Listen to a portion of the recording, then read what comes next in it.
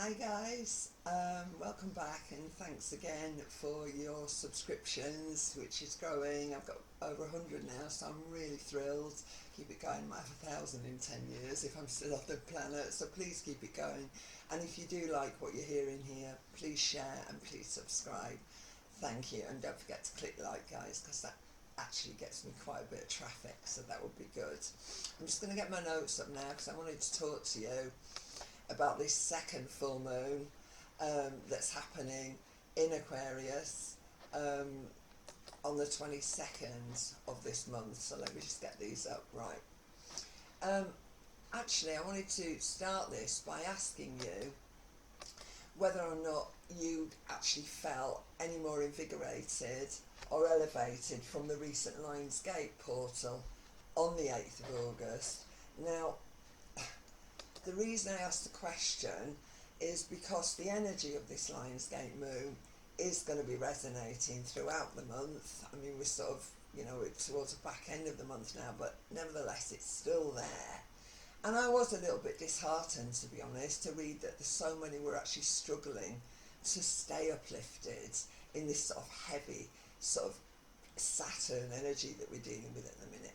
And I think that this is an indication of how much negative energy is being created and how difficult it has been to remain in that space. So quite heavy sort of gravity at the minute, I think. So as we encounter this second full moon at 29 degrees Aquarius, and it is quite rare to have two full moons in the same sign within a month, and it's also a late degree, so this can imply more culminating intensity. Late degrees, early degrees are quite pivotal. This last full moon occurred in the 8th house, and again, this full moon is sitting in the 8th house on the London chart today, the 22nd of August. We know that the 8th house is a home of Scorpio, and on the natural zodiac, it's transmutational energy, it's Pluto ruled, god of the underworld, the psychology of the soul, resurrection, regeneration, alchemy. And every sign has its shadow sides, and the 8th house can symbolise an abuse of power, power used negatively, control, secrecy, negative intention, manipulation, all of the dark stuff. And Pluto is still in the sign of authoritarian, disciplinarian Capricorn until 2024. So Pluto is actually transiting the 6th house as well, and this is naturally Virgo energy. So it's Mercury ruled. So our work, our daily routines, societal health, issues around worthiness, what is lacking, is it good enough? And the sun enters Virgo today, the 22nd of August, and we're moving into Virgo season.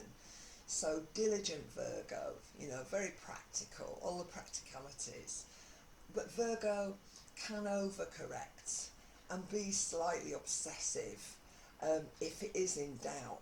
And I think that that's what's going on, given the fact Pluto in Capricorn government is there, and I think this is where this control is coming from.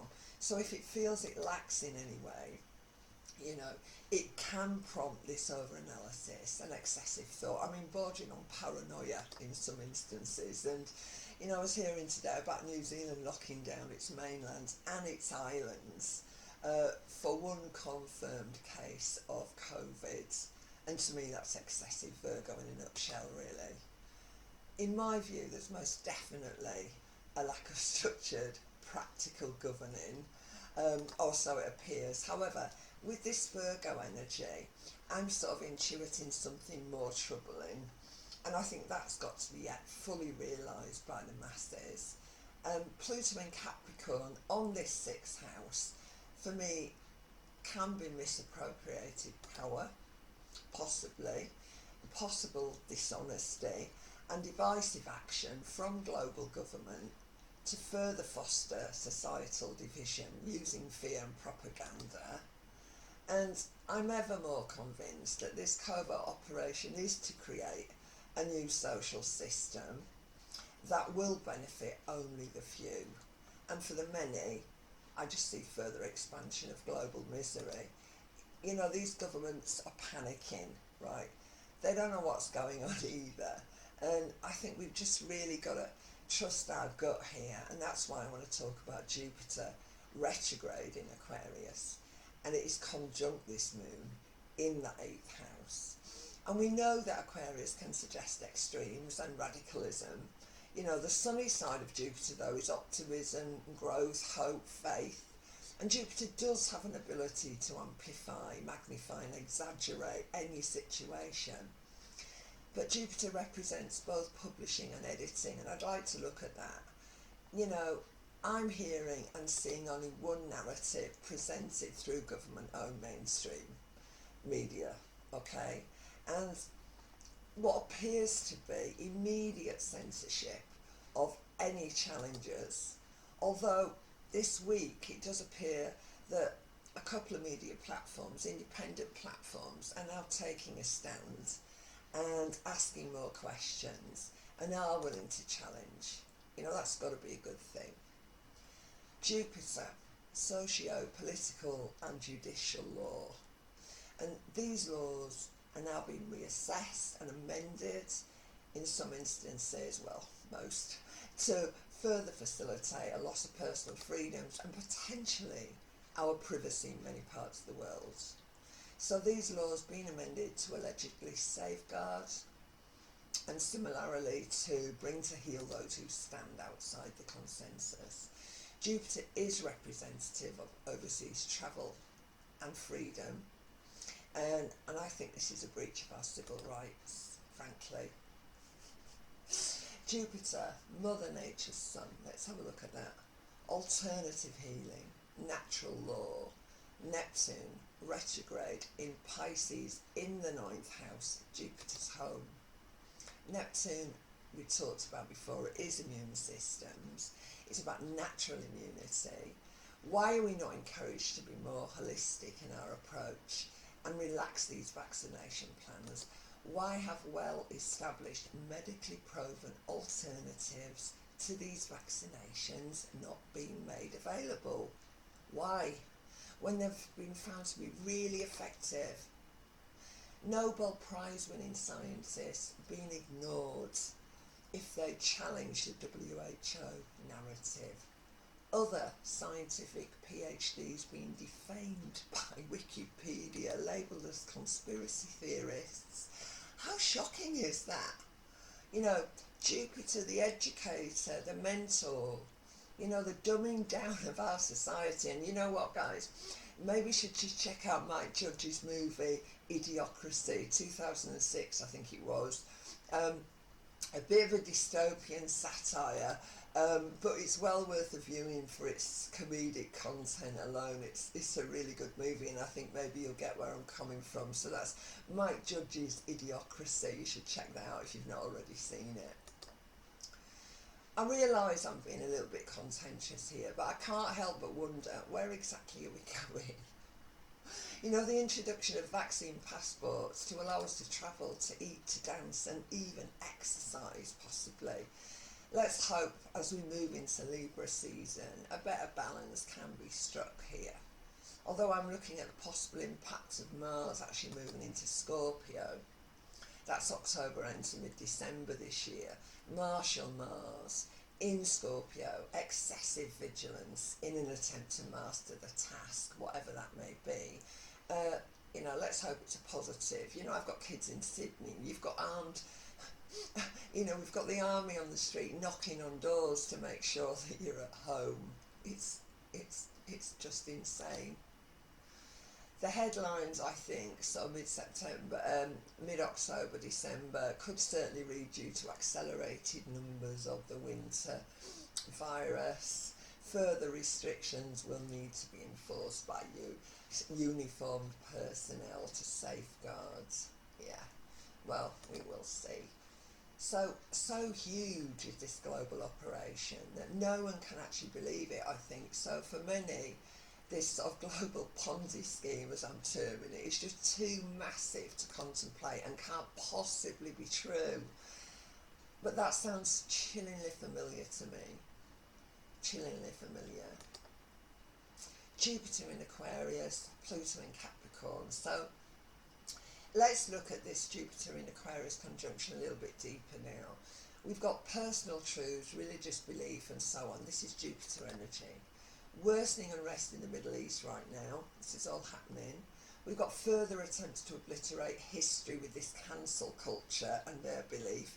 You know, history is here to educate us and remind us of the mistakes that we have made and build better from those mistakes. And surely the eradication of that history by these extreme ideologies of this culture are as treacherous as the destruction of those spectacular Buddhas and religious antiquities and deities that were destroyed by the radical distortions of the Quran and the Holy Scriptures. You know, I do hope there is no return to the severe restrictions for the Afghani peoples. You know, this party line of where it's all going to go back and it's going to be this, it's going to be heavy, and yet I heard a German reporter yesterday who was actually on the ground and said things were actually quite calm. You know, shops were open, people were going about the business, and the Taliban presence did not seem in Kabul to be causing too many issues at this point. So let's just hope that, you know, Taliban leaders can negotiate their position there, and I think we need to just pull away from what we hear all the time, and just trust that things will be okay for them. I think that's what's important here. So are we beginning to think more individually and see beyond this project Big Sleep, as I'm terming it? You know, I think so many are still under the influence of Huxley's somerization. You know, Somnus, the Roman god of sleep, Hypnos, the Greek. You know, Venus now in the sign of Libra, its ruler, in the 4th house alongside Vesta, also in Libra. You know, Vesta, let's have a look at that. The keeper of the flame, the hearth, the home, our sacred earth, our sacred space, protector of crops, caretaker of harvests. You know, Vesta giving us the ability to sustain ourselves and maintain an incentive. You know, Vesta is retrograde, so to me there is an opportunity to reevaluate all of that. You know, so both energies looking to find a balance in the natural house of Cancer, the little 4th house there, protective moon energy, Cancer, tenacious yet insecure, and Cancer energy rising onto the misty 12th house. You know, and the thing that worries me, we've got fear-filled mothers now encouraged to stand in line to vaccinate our future. So deep is this indoctrination. We're already learning that vaccination does not give full protection against every viral strain, and further transmissions will continue. Okay? So why are so many of us choosing to ignore the gravity of what could actually be happening here? We are not guinea pigs. We are human beings, guys. So with both Venus and Vesta now in opposition to Chiron, who is retrograding Aries in the societal 10th house, you know, which is Saturn's domain, okay? So Chiron, let's have a look at that. The wisest and most just of all the centaurs, a teacher of higher wisdoms, immensely knowledgeable with herbs and medicine. Chiron, the trainer of heroes, shot with a poison arrow by Hercules. Chiron, son of Saturn, the child eater. How ironic is that? You know, Chiron poisoned, then unable to heal himself from this wounding, and then made immortal by Zeus and destined to carry his pain throughout eternity. I think there's a real irony in that. Saturn is still retrograde in Aquarius and is trining both Venus in Libra and Venus, the natural ruler of the 7th house, loyal, loving Libra, often, well, over-compromised to accommodate, you know, which Libras do often do that. They bend over backwards to accommodate, sometimes at their own detriment. And let's hope we can get more cooperation from cooperations as well, the big guys. Hopefully more balanced approach to media reporting to help calm the masses rather than fan the flame of uncertainty. I hope so, as we're moving into this sort of Libra, Venus in Libra. Can we find that middle road with this Libra energy? Will Saturn come to the table, and will Saturn retrograde, and with Saturn being retrograde, could this suggest weaker boundaries? You know, society being less limited, that'd be great, perhaps. Alternatively, no limit as to where the sheriff directs human traffic. Okay, so there is that as well. I am feeling there's going to be further gatherings of ever more sort of angry tribes for sure. I don't think that's going to end. Pluto in Capricorn's revision of societal law. You know, we spoke about this with Jupiter pertaining to peaceful protest, now being deemed to be unlawful, you know, and more punitive actions being taken. Yeah, it's worrying. So Neptune is forming an opposition to both Mars and Mercury as well, right? And these planets are presently in the sign of Virgo. We are moving into Virgo season, and they're in the third house, which is Mercury rules, you know, which is information, okay? Transmission is Mercury. So humility needed, discernment, work, health, and health systems, I think. So how do we order and give structure to that? You know, and with Gemini operating in that unpredictable 11th and very ambiguous 12th house, it's really hard to, you know, find a solution, I think. You know, what is healthy for you? What is healthy for me? What is healthy for our children? And what is not? And, you know, physically, psychologically, financially as well. These are the questions that we need to be asking ourselves, I think. And Pluto in Capricorn will be asking exactly the same questions. But I want to know, how far will we allow the governments to go to preserve their position, you know, in and sacrifice our own. This is, you know, Scorpio is sacrifice as well. That's Plutonian energy. So Mercury moves into Libra at the end of the month, and Mars will be in the sign of Libra by mid-September. So hopefully, as I said, we will be better informed and more balanced by then. So let's embrace some Jupiter optimism if we can. Now, Venus moved into Scorpio on the 11th of September, which it could indicate even more further seduction from politicians, you know, again, further secrecy, certainly less integrity, if there can be any less integrity. You know, and Scorpio can suggest further infection and more control. So let's wait and see, and let's try and stay upbeat and hopeful if we can. Now, the north node of this moon is seated in the 11th house, again in Gemini. So there's a lot of Mercury energy in the sky. Now, the north node is often deemed to be a resolution node, but not always.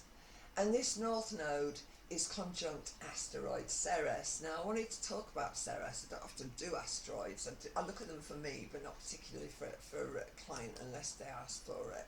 So again, Ceres, the goddess of fertility, motherhood, children. You know, I ask, are we receiving the correct and balanced information regarding vaccine choices when it comes to these issues? You know, there have been some concerns around reproduction, you know, proteins from these vaccines spiking in the ovaries and the testes. And I think this is a major concern for those still of childbearing age, for sure. You know, Ceres is both trine Saturn and Venus on this full moon, and the moon. So it's trine Saturn, Venus, and the moon. Okay, so trines can be easy flowing, but they can also make us a little bit lazy. So informing yourself fully around these issues is key with this trine. So I think we just got to remember the combined energies of both Saturn and Uranus ruling that 11th house. So a need for individuated thinking versus consensus thinking, even if it does put you outside and you feel, you need to sort of be a group of one, and if it upsets the apple cart, our American friends often say, if you want to make a good omelette, you've got to break a few eggs, and I just feel that, and I don't want to make light of that, but that's how I'm feeling.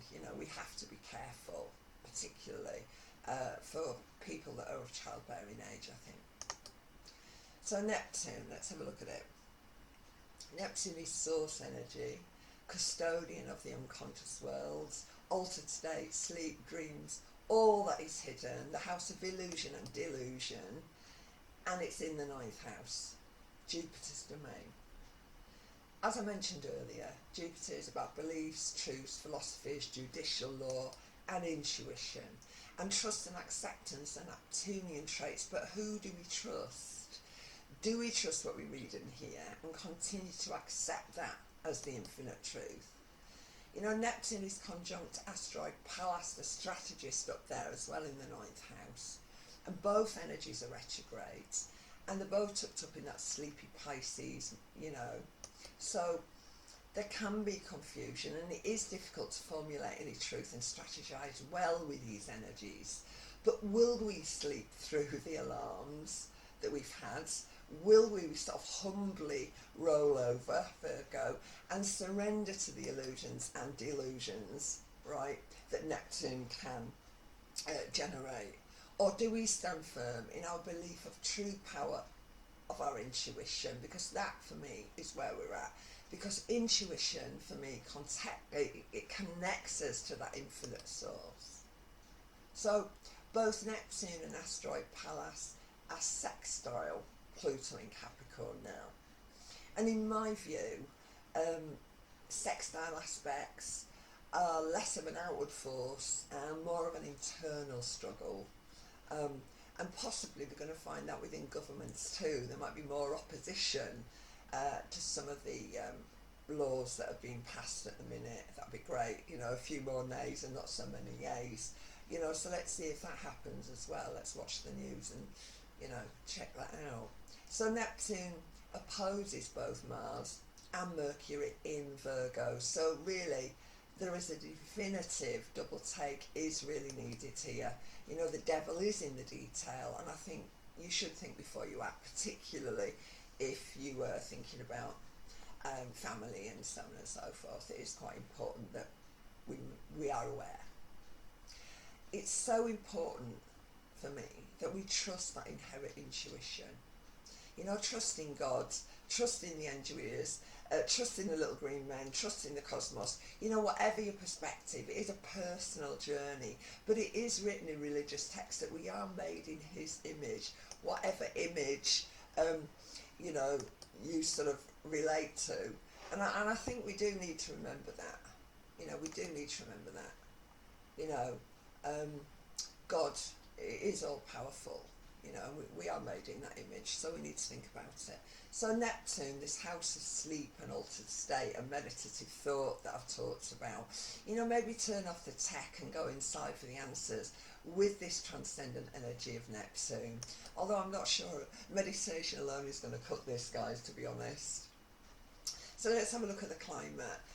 Water, there's going to be more water. So if you are in the flood area, maybe start getting those sandbags together, because I'm telling you, the governments won't provide. They'll give you a few, but you're on your own from that point. Be assured of that. We're bleeding out financially. We're going into a recession. So if you're expecting miracles, you're not going to get them. Mars having made a move into Virgo, I'm thinking, will the warrior energy be more sedate, less fiery climatically? We've watched islands burn, we've got Portugal, Greece, Turkey. We've also got northern Spain here, 47 degrees, been on fire, just above Madrid. So, my feelings are that I'm feeling a little bit unsure with this Gemini energy operating in both the 11th and 12th house, respectively. So, again, Gemini is about transmission, okay, of information. And I think that again, we could be kept in the dark, and that could still be very, very unpredictable as we're going forwards. Certainly, in my view, there has been a massive disinformation plan being, created here, and it's steadily and surreptitiously being fed into our lives, creating this mass psychosis, really, regarding this manufactured virus. And we're now finding all of that out. Secrets will be revealed, and they are being revealed. So it was manufactured. So, yeah, the climatic extremes now, very evident. Gaia is stirring, she is kicking back, and it's going to be pretty slippery underfoot all the way across. So maybe start planting either your feet on the path of protest, guys, or start planting your veggie pots. But either way, you've got to do something. Uranus in Taurus is about self-sufficiency and innovation, and in the 11th house of Aquarius. So it is important that we stay awake, we stay aware, and prepare if we can, if we've got the means to do that. We need to help each other. So Taurus, it is Venus ruled, and that's second house energy. And we have Leo on that second house, obviously, the 22nd. So there is a need to be creative and proactive, I think. Second house is about finances, is about survival skills, and skill swapping could definitely become the norm. That's a utopia in my eyes because I'm an old hippie. But although I'm not sure that Klaus Schwab and his vision of the Great Reset, I think he's got a very different perspective on that view. And if you haven't read that book, you need to check that out as well, The Great Reset, Klaus Schwab. With Uranus in Taurus, expect the unexpected, around finance and the markets. We've got continued quantitative easing, although I hear the Bank of England trying to put a stop on that, trying to put the brakes on there. Let's wait and see. We've got rising debt globally.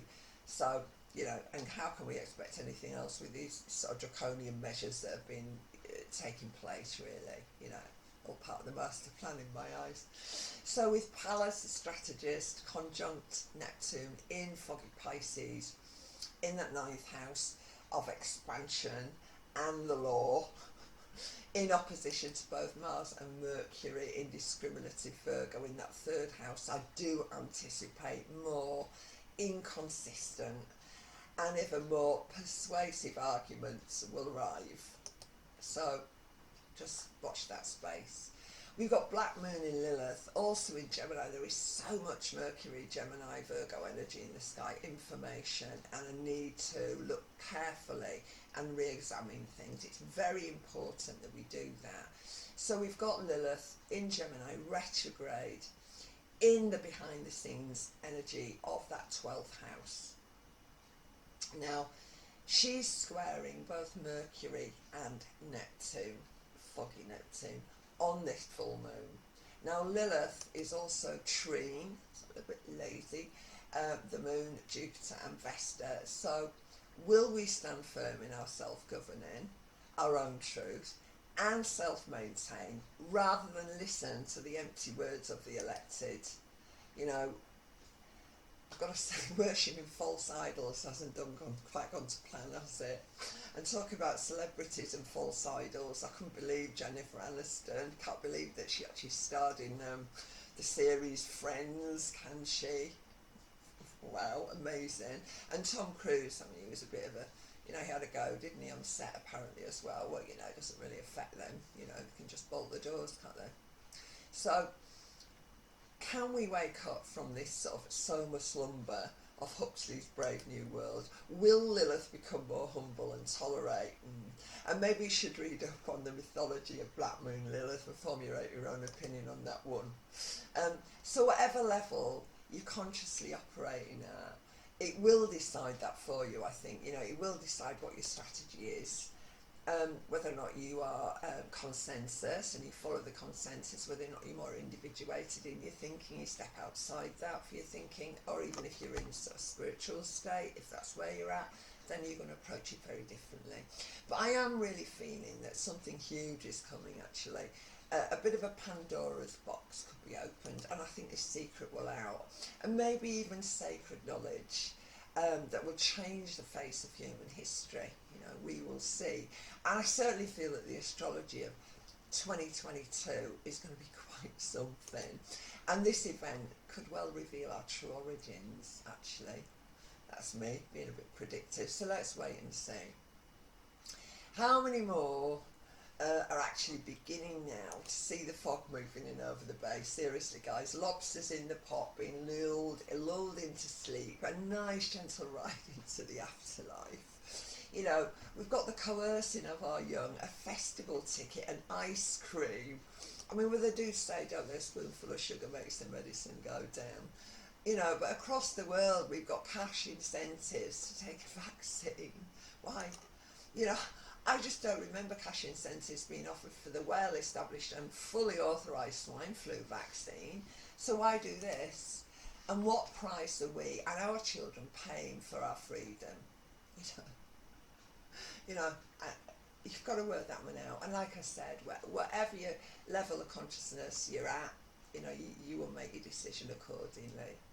But Uranus in Taurus is trining both Mercury and Mars in Virgo in that third house. So net worth versus self-worth. How do we equate our worth? For many, the answers to those questions are still hidden in the collective energy of foggy Pisces in that house of personal truth. But, you know, what are you worth? What am I worth? And we need to think about that. You know, we've got conversations around the cashless society disguised as a mean to shatter the black economy.